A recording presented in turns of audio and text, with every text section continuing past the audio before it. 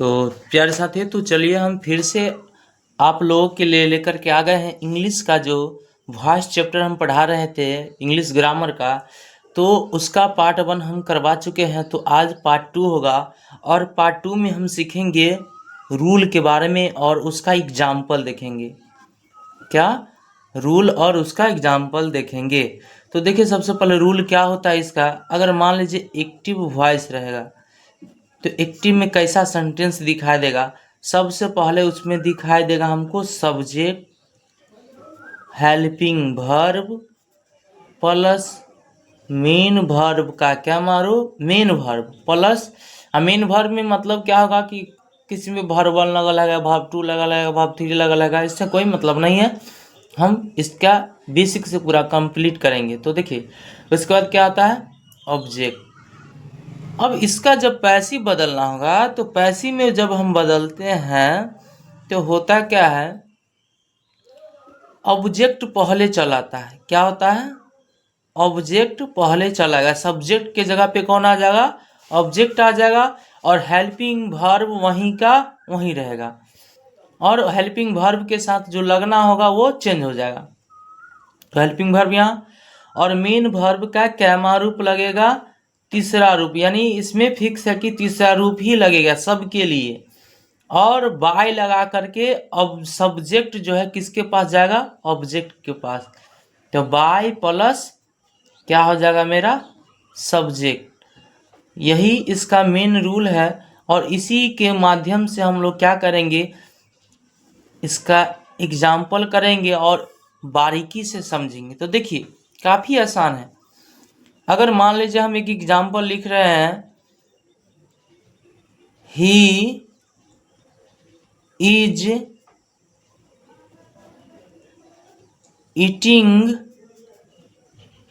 A mango.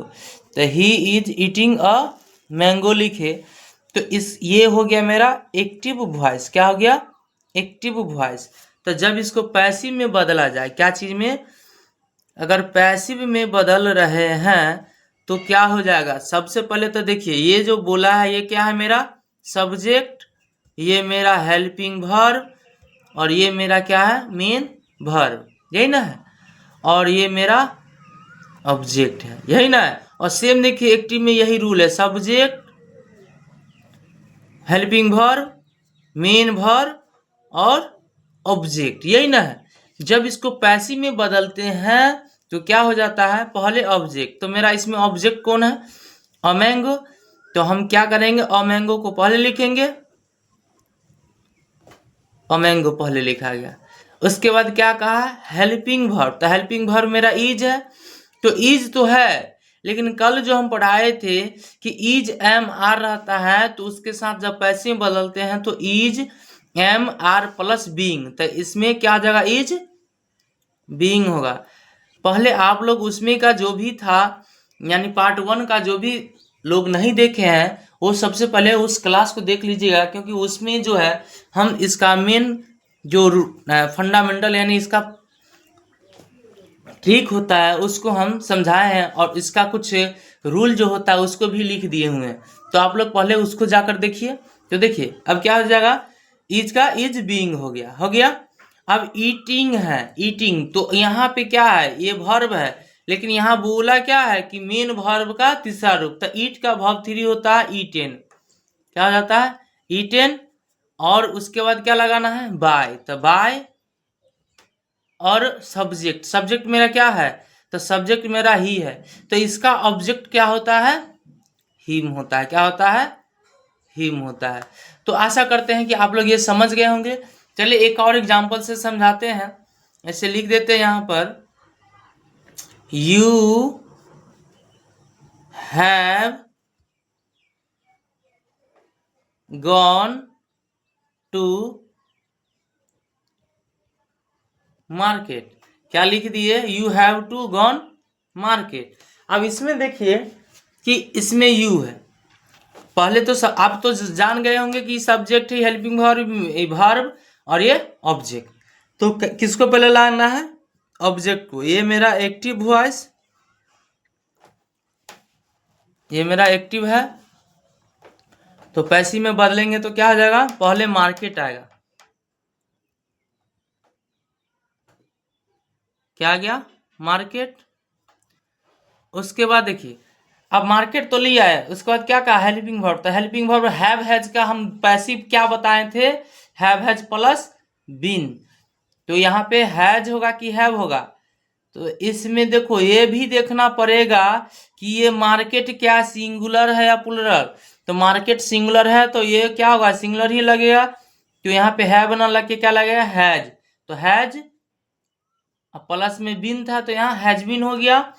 अब ये देखिए, ये पहले से ही वर्ब थ्री है, इसमें वर्ब थ्री लगता है का मेन वर्ब का तीसरा रूप, तो वर्ब थ्री इसमें पहले से ही है गॉन। और बाय लगा करके क्या कर देते हैं हम लोग, सब्जेक्ट को लिख देते हैं। तो सब्जेक्ट मेरा क्या है, यू है, तो यू का ऑब्जेक्ट भी यू ए होता है। तो इस एग्जाम्पल से आशा करते हैं कि आप लोग बढ़िया से समझ गए होंगे। तो आप लोग इसको स्क्रीनशॉट मार लीजिएगा एक बार, नहीं तो इसको कॉपी पे लिख लीजिएगा पॉज करके, ये काफ़ी महत्वपूर्ण है। तो चलिए एक और एग्जाम्पल ले लेते हैं फिर से। अगर नहीं समझ में आया होगा तो आप लोग कमेंट कीजिएगा। चलिए देखिए, एक और ले लेते हैं, जैसे I will go to house, लिख लिए, I will go to house.